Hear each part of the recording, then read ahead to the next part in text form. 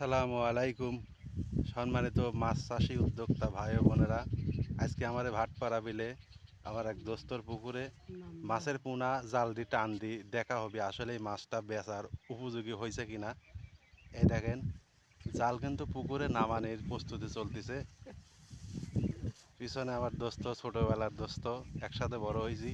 আলহামদুলিল্লাহ এখন পর্যন্ত সম্পর্ক ভালো আছে।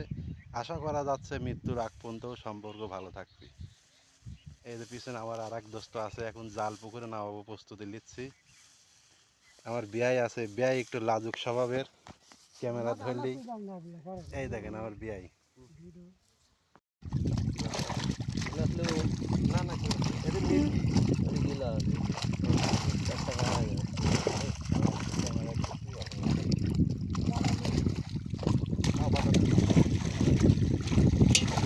বিশাল সাইজের মিরকি মাছ দেখতেই পাচ্ছেন।